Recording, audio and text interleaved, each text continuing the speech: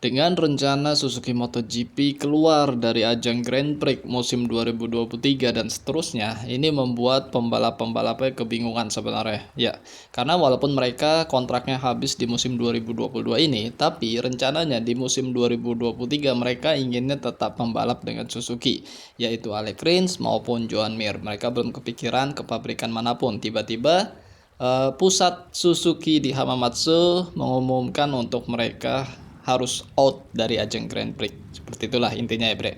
Oke, yang saya ingin bahas kali ini adalah tentang rencana Alex Rins dan pergerakan yang dia lakukan agar dia bisa dapat seat di musim 2023. Ya, bicara klasemen sementara, Alex Rins sampai seri Le Mans Prancis itu berada di posisi 4 klasemen MotoGP. Ya, Alex Rins mengantongi 69 poin, di bawahnya Enea Bastianini dan juga Alex Espargaro dan juga Fabio Quartararo. Jadi dia masih lebih unggul dari Jack Miller, Johan Zarco dan seluruh pembalap MotoGP lainnya, bahkan seorang Marc Marquez.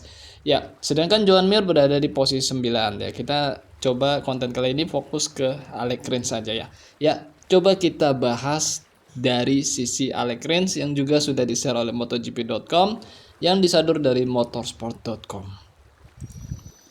Rins, kami sedang berbicara dengan Aprilia, Honda, KTM, dan Yamaha. Ya, jadi dari ucapan Alex Rins sendiri, Alex Rins nggak ada komunikasi dengan Ducati ya. Jadi dia realistis karena Ducati banyak banget pembalap-pembalapnya yang juga cukup muda. Jadi kemungkinan ya kesempatannya kecil lah ya.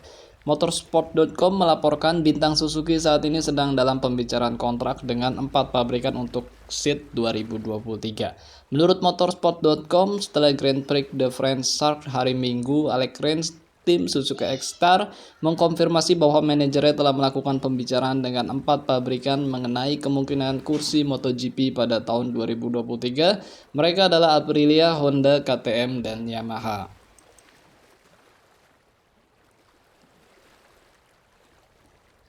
Rins mengalami kecelakaan yang menakutkan setelah menabrak kerikil di T2 di Le Mans. Sebelum jatuh saat mencoba untuk menjaga GSR-nya tetap tegak ketika kembali ke sirkuit tikungan 4, untungnya pembalap Spanyol itu pergi tanpa cedera dan berbicara kepada media.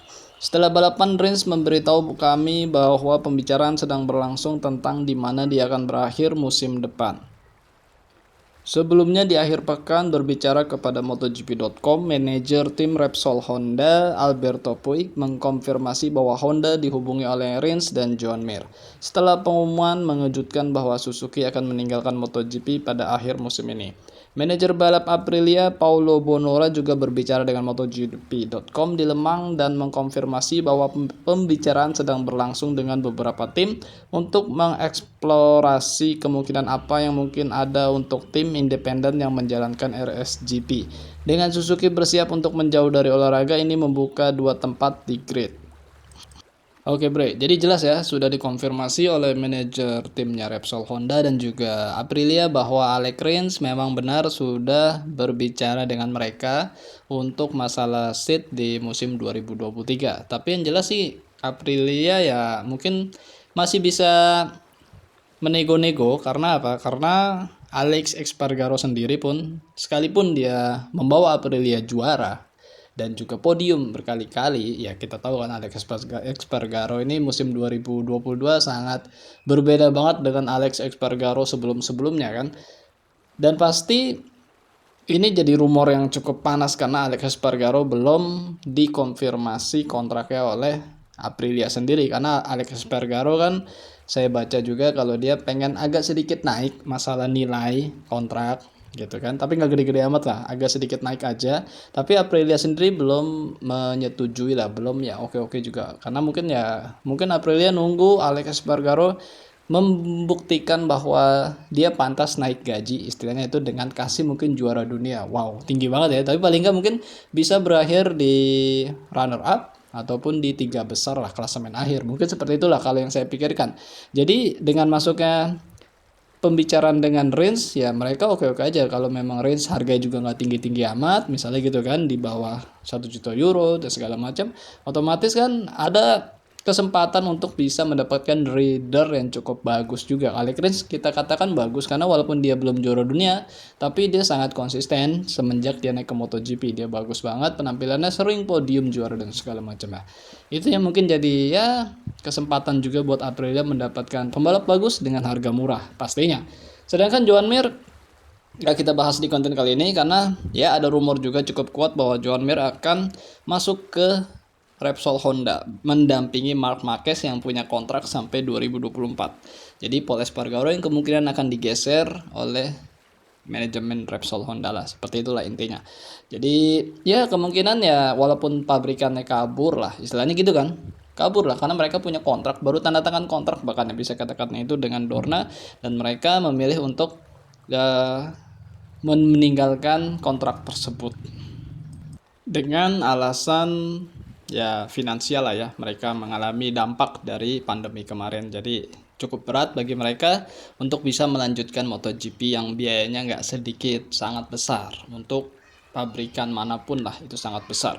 Oke, jadi menurut kalian gimana Bre? Apakah Alex Rins bakal kemana? Kalau prediksi saya sih Yamaha kemungkinan juga cukup berminat karena Alex Rins sudah terbukti cukup bagus juga menghandle motor dengan konfigurasi inline 4 seperti Yamaha kan, Suzuki inline 4, dan itu cukup menarik, istilahnya mau ditaruh di mana. Sedangkan kita tahu juga Fabio Quartararo kemungkinan ya harusnya dipertahankan oleh Yamaha lah, karena sejauh ini hanya Fabio Quartararo yang sangat bagus mengendarai Yamaha di antara Andrea Dovizioso, Darryn Binder, dan juga Franco Morbidelli lah, intinya seperti itu. Tapi Frankie punya kontrak loh sampai 2023 kalau nggak salah ya, dia masih punya kontrak, jadi nggak berakhir di 2022 ini. Nah, kalau menurut kalian seperti apa? Coba ditulis di kolom komentar. Yang jelas Alex Rins ini pembalapnya banyak banget yang suka. Kalau menurut saya banyak yang suka karena dia orangnya nggak terlalu neko-neko juga, nggak terlalu banyak bermasalah juga dengan pembalap-pembalap lain, tapi ya prestasinya bisa dibuktikan cukup stabil dan juga bagus lah. Ini juga pasti dengan begini Alex Rins nggak mungkin pasang harga yang tinggi banget buat dirinya bisa didapatkan oleh pabrikan-pabrikan lain, karena kalau enggak ya otomatis keluar dari MotoGP. Oke, terima kasih buat kalian semua Bre yang telah menyimak video ini sampai selesai. Mohon maaf mungkin videonya begini-gini aja.